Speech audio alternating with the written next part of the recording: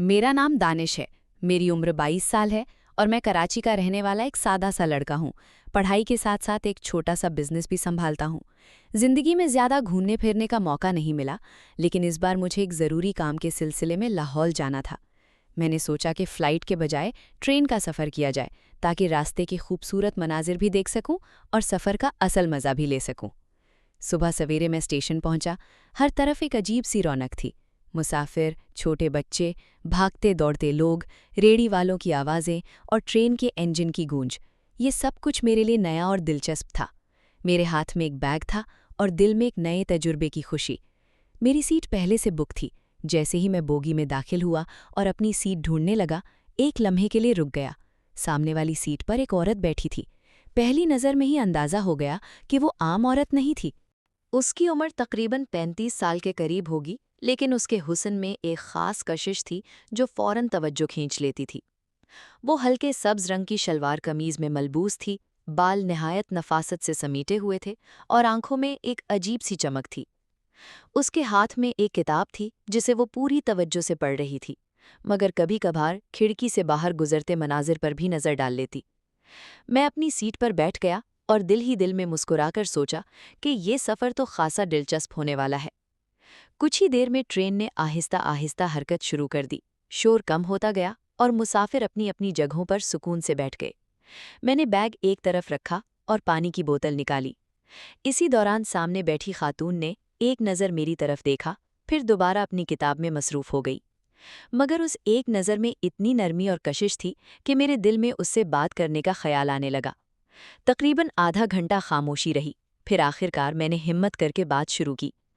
आप लाहौर जा रही हैं? वो हल्का सा मुस्कुराई और नरमी से जवाब दिया, जी हाँ। मैंने फ़ौरन कहा, मैं भी पहली बार लाहौर जा रहा हूँ। यूं हमारी बातचीत का आगाज़ हुआ, जो आहिस्ता आहिस्ता आगे बढ़ती चली गई। उसने बताया कि उसका नाम लारेब है। वो शादीशुदा थी, मगर इस वक्त अकेले सफ़र कर रही थी। उसने बच्चों का जिक्र नहीं किया, बस इतना कहा कि घर के कामकाज से फुर्सत मिले तो कभी-कभी तन्हाई में सफ़र करना उसे अच्छा लगता है। मैं दिल ही दिल में ये सोचने लगा कि वाकई ये औरत अपनी उम्र से कहीं ज़्यादा पुरकशिश और पुरस्रार लग रही थी। उसका बात करने का अंदाज़, उसकी मुस्कुराहट और जुमलों में छुपी नरमी दिल को अजीब सी राहत देती थी। मैं खुद को खुशकिस्मत समझ रहा था कि ये सफ़र मेरे लिए इतना खूबसूरत लम्हा ले आया है। इसी दौरान चाय वाला आया और आवाज़ लगाई। मैंने फ़ौरन 2 कप चाय मंगवा ली। एक कप उसकी तरफ बढ़ाया तो वो हल्का सा मुस्कुराई और बोली, इतनी खातिर की ज़रूरत नहीं थी, लेकिन शुक्रिया।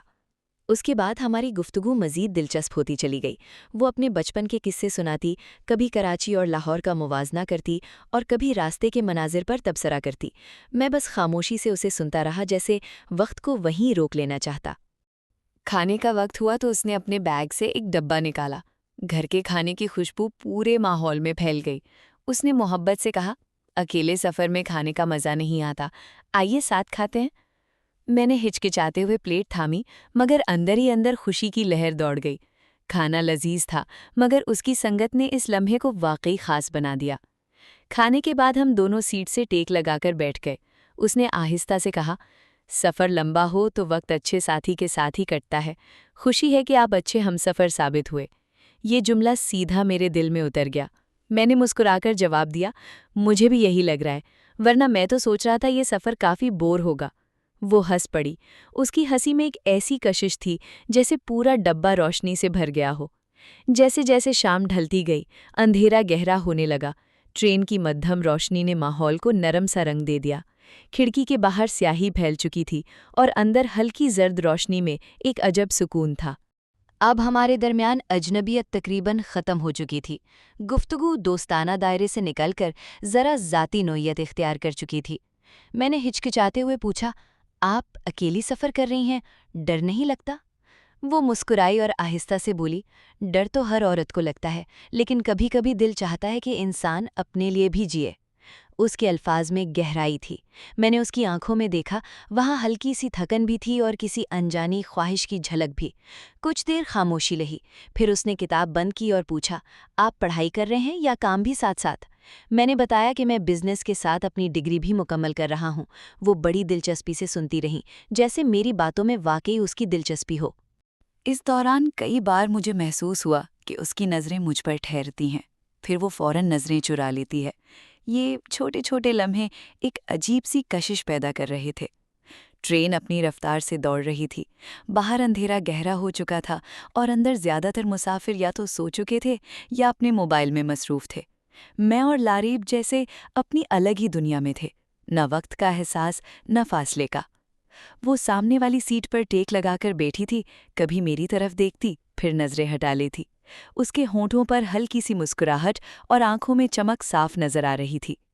मैंने हिम्मत करके हल्के अंदाज में कहा, आपकी मुस्कुराहट बहुत कीमती है, बार बार छुपा क्यों लेती हैं? वो हल्की सी शर्मीली मुस्कुराहट के साथ बोली, हर बात सबके सामने नहीं कही जाती, कुछ बातें छुपाने में ही मज़ा होता है। ये सुनकर मुझे एहसास हुआ कि अब हमारी बातचीत रस्मी नहीं रही। थोड़ी देर बाद चाय वाला दोबारा आया। मैंने फिर 2 कप ले लिए।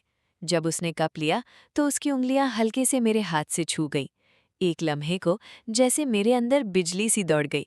वो भी शायद समझ गई थी कि ये महज इत्तेफाक नहीं, बल्कि एक खामोश इशारा था। ट्रेन रात की खामोशी को चीरती हुई अपनी मंजिल की तरफ बढ़ रही थी। खिड़की के बाहर मुकम्मल अंधेरा था, मगर अंदर एक अलग ही दुनिया बस चुकी थी। दानिश ने हल्के से नज़र उठाकर लारेब को देखा। वो अब भी सामने बैठी थी, मगर अब उसके चेहरे पर पहले जैसी रस्मी संजीदगी नहीं रही थी। एक नरमी, एक अपनाइयत सी आ गई थी। नींद नहीं आ रही? लारेब ने धीमी आवाज़ में पूछा। दानिश मुस्कुराया। नहीं, ऐसा लग रहा है जैसे ये लम्हा ख़त्म ना हो। लारेब ने उसकी तरफ देखा। उसकी आंखों में एक लम्हे के लिए ठहराव आया, फिर वो हल्का सा मुस्कुरा दी।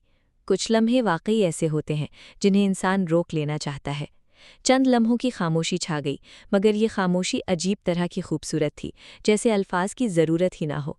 ट्रेन एक हल्के झटके के साथ किसी स्टेशन से गुजरी। मध्यम रोशनी में लारेब का चेहरा और भी दिलकश लग रहा था। दानिश ने हिम्मत करके कहा, आपसे बात करके लगता है जैसे मैं आपको पहले से जानता हूँ। लारेब ने नज़रें झुका लीं। कभी कभी कुछ लोग अजनबी नहीं लगते। ये जुमला दोनों के दरमियान एक नई कैफियत ले आया। कुछ देर बाद लारेब ने आहिस्ता से कहा, अगर मैं कहूँ कि मुझे भी ये सफ़र अच्छा लगने लगा है तो? दानिश ने फौरन जवाब दिया, तो मैं कहूँगा कि मुझे भी, शायद इससे भी ज़्यादा। वो दोनों हल्के से मुस्कुरा दिए। रात गहरी होती जा रही थी। बोगी में खामोशी फैल चुकी थी। कुछ मुसाफिर सो चुके थे, कुछ आधी नींद में थे। लारेब ने सर सीट के साथ टिका दिया, मगर उसकी नज़रें अब भी कभी कभार दानिश की तरफ उठ जाती थीं। दानिश ने आहिस्ता से कहा, अगर अब थक गई हैं तो आराम कर लें? लारेब ने हल्की सी मुस्कुराहट के साथ जवाब दिया, पता नहीं क्यों नींद नहीं आ रही। एक लम्हे को दोनों की नज़रें मिली, और इस बार किसी ने नज़रें नहीं चुराईं।